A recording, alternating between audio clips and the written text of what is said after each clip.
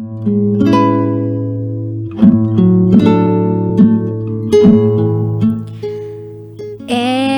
now, it's time for DJ Rocky's Secret Files.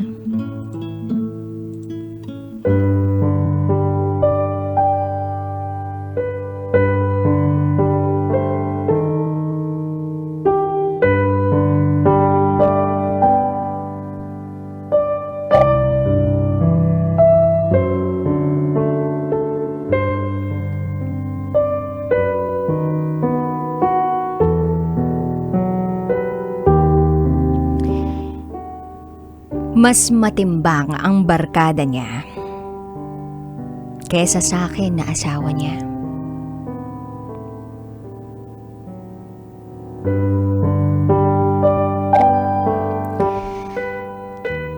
Hi, DJ Rocky.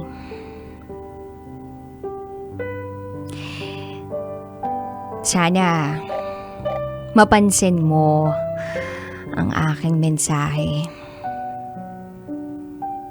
Kailangan ko lang talaga ng advice. Masyadong magulo ang isipan ko ngayon at mabigat ang pinagdaraanan ko.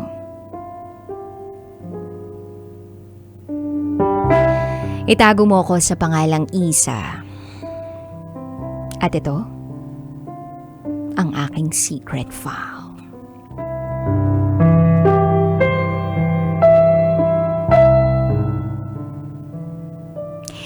Isa akong OFW. Nasa Hong Kong ako in particular. Kinasal ako sa aking mister ng year 2019. Umuwi lang ako that time ng Pilipinas para magpakasal sa kanya. Sa katunayan, lahat ng gasto sa kasal namin, ako ang nag-provide. 95% ng gastos sa kasal ay gastos ko at ng aking pamilya. Pero hindi alam ng pamilya ko na yung perang ginastos sa kasal namin ay halos pera ko.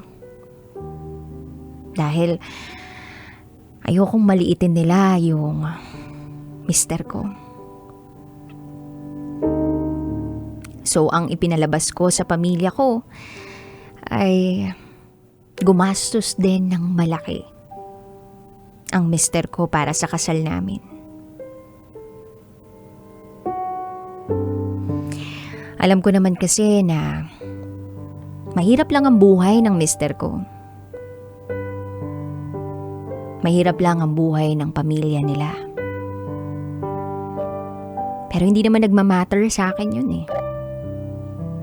Dahil ang importante, mahal namin ang isa't isa. So after ng kasal namin, ay bumalik ako ng Hong Kong para mag-ipon ng pera.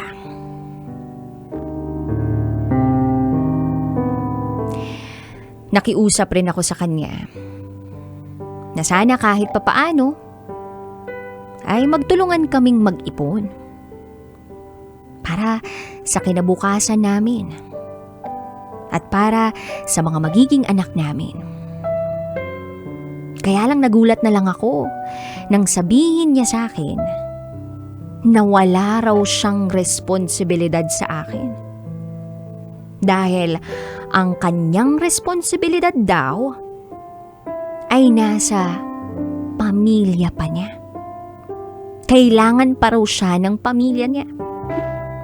At saka na lang daw siya mag-iipon ng pera para sa amin kapag may anak na kami. Ang sakit-sakit na marinig ko yun mula sa kanya. Pero kahit ganun, tinanggap ko pa rin. Dahil mahal ko siya. Lumilipas ang mga araw. Unti-unting nakikita kong nagbabago siya. At ako naman bilang asawa niya, kahit nasa malayo, lahat ng mga pangangailangan niya ay ibinibigay ko. Kasi ayokong dumating sa punto na masumbatan niya ako, na meron akong pagkukulang sa kanya. Kaya lahat ng luho niya mula ulo hanggang paa, ibinigay ko. Dahil alam ko na hindi niya naranasan yung magsuot ng mga mamahaling gamit. Yung mga original. Binilhan ko din siya ng mga gold, kwintas, halagang 30,000 plus, at binibigyan ko siya ng allowance. Lahat ng pambayad sa bahay, kuryente, tubig, kahit pang grocery. Ako na ang umako lahat. Binilhan ko pa nga ang mister ko ng mini ref, smart TV, at kung ano-ano pang appliances. At alam ko rin naman na pagdating ko sa Pilipinas ay makikinabang ako doon. Para sa amin yun. Kaya lang, dumating yung time na nalaman kong madalas na siyang lumalabas kasama ang barkada niya. At umaabot na sa puntong nag-undertime na siya sa trabaho niya para makasama lang ang kanyang barkada. Ang ginagawa nila tuwing magkakasama sila, mag-inom. Mag-inom kahit saan. Kaya nang mapansin ko yun, bilang asawa kinausap ko siya. Bakit? Bakit ganun yung ginagawa niya? Pinagsabihan ko siya. Pero ang hindi ko inaasahan ay ako pa yung napasama.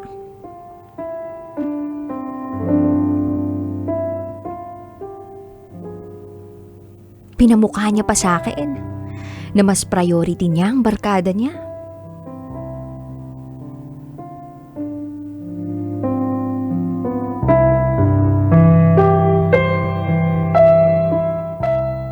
Then dumating yung time na nakablock na ako sa FB at sa number niya. Sobrang sakit nun para sa akin. Dahil asawa niya ako. Hindi naman ako basta-basta babae niya lang.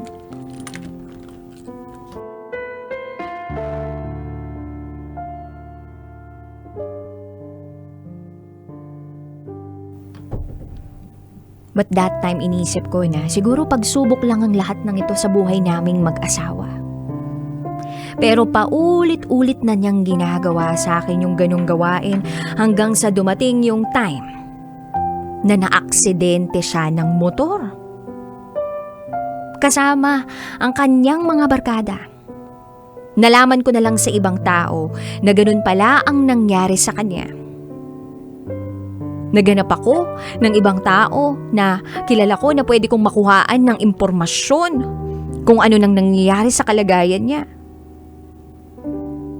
Ang sakit nun, wala akong magawa. Ako yung asawa pero wala akong alam tungkol sa nangyayari sa buhay niya. Nakablock ako sa lahat ng social media accounts niya, contact number niya. Pero kahit ganun, patuloy pa rin ako sa pagpapadala ng pera. Pambili ng mga kung ano-ano, kahit gamot niya. Ay, DJ Rocky. Sobrang hirap ng pinagdaanan ko. O pinagdaraanan ko. Pero tinitiis ko lahat ng yon dahil mahal ko siya. Isip ako ng isip kung anong pangangailangan ng mister ko.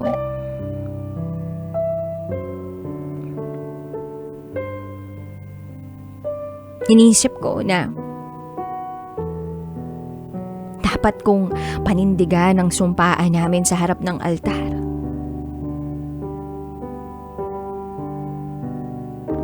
Pero hindi ko na kinaya. Humingi na ako ng tulong sa mga magulang niya.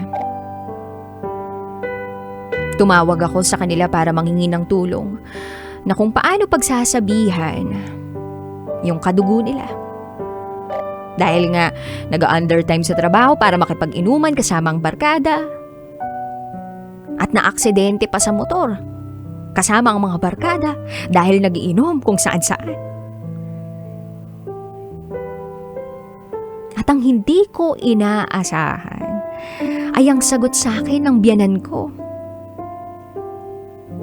Ano raw ang pakialam ko sa mister ko na anak niya matanda naman daw to at alam na kung ano mang ginagawa nito. Wala na raw akong pakialam kung ano mang gawin ng anak niya. What the? Doon ako nakaramdam na parang kinukunan niya ako ng karapatan bilang asawa sa anak niya. Pero kahit ganun yung sinabi sa akin ng biyanan ko, tumahimik na lang ako at sinubukan ko pa rin at pinilit ko pa rin sa sarili ko na respetuhin siya.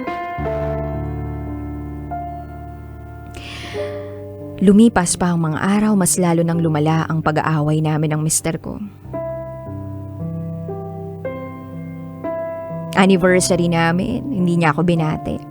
Block pa ako sa lahat ng pwede kong kontakin sa kanya. Nalaman ko na lang nakasama na naman niya ang mga barkada niya.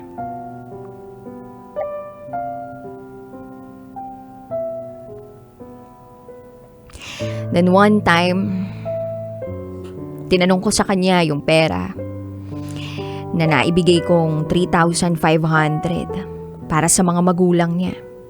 Dahil regalo ko sa birthday ng biyanan ko. At ang sagot niya, ubos na raw ang pera. Ubos na, DJ Rocky. Magpadala lang daw ako ulit. Tinanong ko kung saan niya ginamit. Ang sagot niya, ipinambili niya ng alak. Nagalit ako. Pinagsabihan ko siya. Sinagot niya ako. At ang sabi niya, ang pera makikita pero ang ugali mo hindi makain. Hindi ko kayang sikmurain. Coming from him. Yes, DJ Rocky, aaminin ko na dahil sa galit ko sa kanya, kaya ako siya napagsasalitaan ng ganun. Pero ayun. Ang ginawa ko, in-end ko yung call ko sa kanya. Tumawag ako sa biyanan kong babae. At ang sabi ko, pakiusapan yung anak niya na magtinuna. Tanungin kung bakit yung pera na pinabibigay ko para sa kanya hindi man lang binigay. Tas ang sagot sa akin ng biyanan ko, ano pa ba raw ang gusto kong gawin sa anak niya? Patayin, pigain?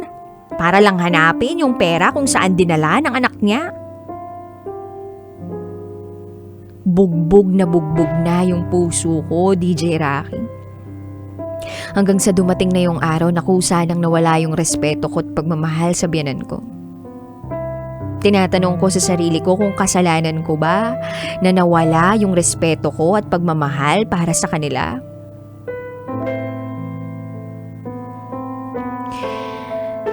And dahil sa lahat ng mga nangyari, naging dahilan pa yun ng pag-aaway namin lalo ng mister ko. Dahil wala raw akong respeto sa mga magulang niya. Sa ngayon, wala kaming communication ng aking mister. 1 buwan na. Dahil, nakablock na naman ako. Ang kanyang rason? Wala raw akong respeto sa pamilya niya. Kaya nga ako, DJ Rocky, humingi ng advice. Hindi ko na alam kung anong gagawin ko at stress na ako. Sobrang sakit na ng ginagawa sa akin mentally, emotionally. Sana mabigyan niyo ng pansin ang sulat kong ito at mabigyan niyo ako ng payo. Ano bang dapat kong gawin? Ipaglalaban ko pa ba ang taong mahal ko? Ang aking nararamdaman bilang asawa? O kailangan ko nang i-let go at kalimutan ng tuluyan? Hanggang dito na lang po. Muli, ako si Isa at ito ang aking secret file.